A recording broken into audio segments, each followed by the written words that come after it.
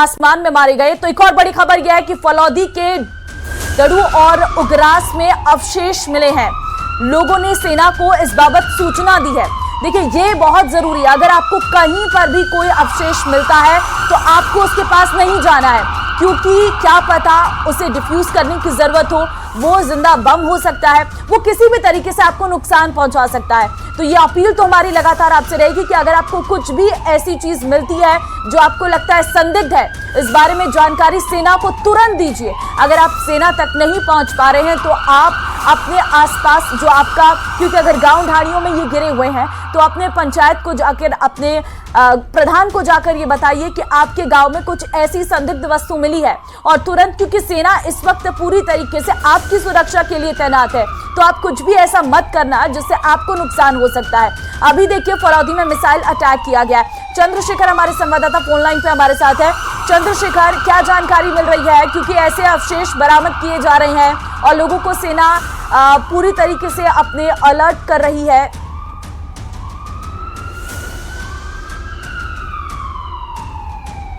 चंद्रशेखर, मेरी आवाज मिल जी? जी जी जी, हाँ, बताइए। देखिए, अगर बात करें तो जोधपुर के समीप स्थित फलौदी जिले में जो है पाकिस्तान की नापा करके जो की गई मिसाइल से अटैक किया गया, लेकिन वो नाकाम रहा है। जिस तरह की जानकारी मिली है, जिस तरह प्रशासनिक स्तर पर इसकी पुष्टि की गई है, बताया गया है कि गड्डू गांव और उग्रास गांव दो ऐसे गांव हैं जहां पर मिसाइल के खोल मिले हैं, जिनको लेकर जो है सेना को सूचित किया गया है और इसकी जांच की जाएगी। और ये प्रशासनिक स्तर पर इसकी पुष्टि हुई है। और सबसे बड़ी बात करें तो जो अपना जो एयर डिफेंस सिस्टम है, उसने कहीं ना कहीं इन मिसाइलों को गिराया होगा। और सबसे बड़ी बात, कोई जनहानि जो है यहाँ पर नहीं हुई है, ये सबसे बड़ी राहत की बात है। लेकिन जो दुश्मन के नापाक इलाके से इरादे थे, उनको कहीं ना कहीं जो है नष्ट नाबूद किया गया है। जी, मैं आपसे इन इलाकों के बारे में भी जानना चाहूंगी, ये कितने क्लोज हैं बॉर्डर के? देखिए, अगर बात करें तो फलौदी तो वास्तव में काफी दूर पड़ता है, लेकिन फलौदी के कुछ गांव है, जैसे गड्डू है और ओगसर है, उसके अलावा जो लाठी है, ये जो आसपास के इलाके है, वो तमाम इलाके जो है पाकिस्तान की सीमा के आसपास आते हैं। और वहां पर जो है पाकिस्तान के द्वारा इस तरह की हरकत की गई है और इस हरकत का जो है मुंह तोड़ जवाब दिया गया और दोनों मिसाइलों को जो है गिरा दिया गया और उसके अवशेष जो है वहां पर मिले और इसकी सूचना तुरंत जो है सेना को दी गई और सेना अब इसकी जांच करेगी। जी, ये इलाके कैसे हैं जहां पर ये छिटपुट चीजें मिली हैं जो संदिग्ध मानी जा रही हैं? क्या ये आबादी वाले इलाके हैं? देखिए, छोटे छोटे गांव है और छोटे छोटे गांव के अलावा खाली खेत बहुत ज्यादा है। और जैसी जानकारी हमें जो सूत्रों से मिल रही है, जो जहां लोग रहते हैं वहां पे नहीं गिरते, जो आसपास के खेतों में ये जो है गिरी है। संभवतः इसको हवा में ही इसको खत्म किया गया था और उसके अवशेष जो है खेतों में गिरने की सूचना आ रही है। जी, ठीक है, बहुत धन्यवाद आपका तमाम जानकारी देने के लिए। हमारे साथ खास मेहमानों का एक पैनल है, सीधे उन्हीं से आपका तारुफ करवाती हूँ। कर्नल शौकत अली इस वक्त हमारे साथ है, डिफेंस एक्सपर्ट के तौर पर हमारे साथ जुड़े हैं। साथ ही रिटायर्ड कर्नल अमित अग्रवाल जी हमारे साथ हैं, वो भी इस वक्त हमारे साथ जुड़े हैं। और एस के दरगन इस वक्त हमारे साथ, वो भी यहाँ पर मौजूद हैं। सर, बहुत धन्यवाद आप सभी लोगों का हमें समय देने के लिए। लेकिन इस वक्त जो स्थितियां हैं, आपसे एक एक करके पूछना चाहूंगी।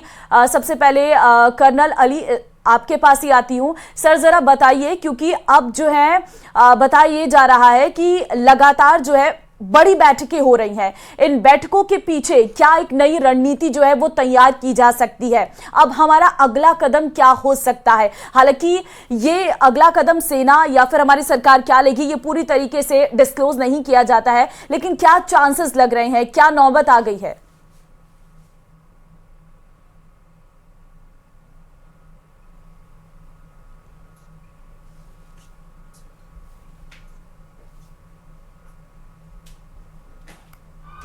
लगता है संपर्क नहीं हो पा रहा है। रिटायर्ड कर्नल अमित अग्रवाल जी, ये सवाल अब आपसे, अब आप जरा बताइए इस बारे में कि अगला कदम क्या हो सकता है?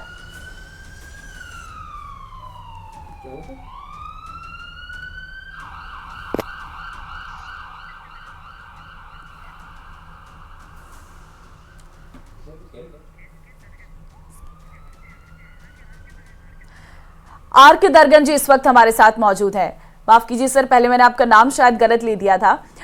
दरगन साहब, जरा बताइए, ये जो स्थितियां आप देख रहे हैं, अभी एक बड़ी बैठक चल रही है, जो टेबल टॉक हो रही है, वो टेबल टॉक आपको क्या लगता है? क्योंकि हम देख रहे हैं, इससे पहले रक्षा मंत्री ने बात करी, फिर उसके बाद खुद प्रधानमंत्री नरेंद्र मोदी अब इस टेबल टॉक में हिस्सा ले रहे हैं। सबसे पहले तो अपनी बात रखने से पहले मैं आपकी एक बात की तारीफ करता हूं कि आपने गांव वालों को बताया है कि कोई ऐसी शेल या कोई ऐसी चीज़ जो आपको दिखाई दे उसको ना छेड़ें। मुझे एक किस्सा याद आता है, 1971 में लौंगेवाला में हम थे, वहाँ पर एक शेल गिरा था और गांव वाले बाद में आकर उसके ऊपर कुछ पीतल वगैरह होता है वो निकालने के लिए उसको ठोकने लगे और वो एकदम से एक्सप्लोड हो गया, चारों वहीं पर ही उनके चीथड़े उड़ गए। तो सबसे पहली बात जो आपने बताई है, ये जिसको कि हम कहते हैं इंटरनल सिक्योरिटी रिस्पांस, लोगों को जागरूक करना कि पहली चीज़ तो घबराए नहीं, दूसरी चीज़ कोई अनजान चीज़ को हाथ ना लगाएं, और कोई ऐसी चीज़ उनको दिखाई देती है जैसे कोई अनजान आदमी, जिसको इंटरनल सिक्योरिटी रिस्पांस कहते हैं, जागरूक करना सबको कि आपको कोई ऐसी शक वाली चीज़ दिखाई देती है तो जो गवर्नमेंट के आदेश आते हैं उनका पालन करें। सबसे पहली चीज़ तो ये है।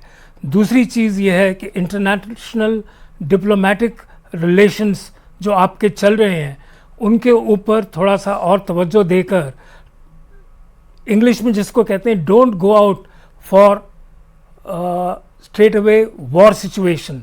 Information warfare today is a warfare of perception.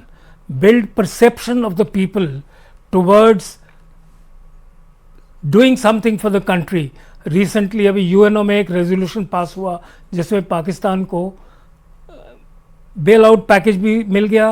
दूसरी बात, यूएन में रेजोल्यूशन जब पास हुआ उसमें बताया गया कि धर्म के नाम पे किसी को नहीं मारा गया, बिकॉज हमारे कुछ इंटरनल एलिमेंट्स थे जिनकी स्टेटमेंट्स को उनको कोट किया गया। सबसे पहली चीज़ तो ये है कि हमको अपने आप को इंटरनली तैयार रखना है अपने देश के लिए, अपनी आर्मी के लिए, कि जो कुछ वो कर रहे हैं। दूसरी चीज़, जो अभी तक हमने किया है वो बहुत लिमिटेड रिस्पांस था। आई थिंक टाइम आ गया है जबकि हमको पाकिस्तान को इतने सालों से जो हम झेल रहे हैं एक सबक सिखाना पड़ेगा। Let us not go out for all out war, but at least reserve the right to retaliate at a place of our own choosing, at a time of our own choosing, जिसकी की बहुत खुशी के साथ मुझे कहना पड़ रहा है कि हमारे माननीय प्रधानमंत्री जी ने आर्मी को पूरी छूट दी। लेकिन ये जैश और लश्कर के टॉप आतंकी तो ढेर हो गए हैं, ये एक बहुत बड़ी खबर है इसके बीच में।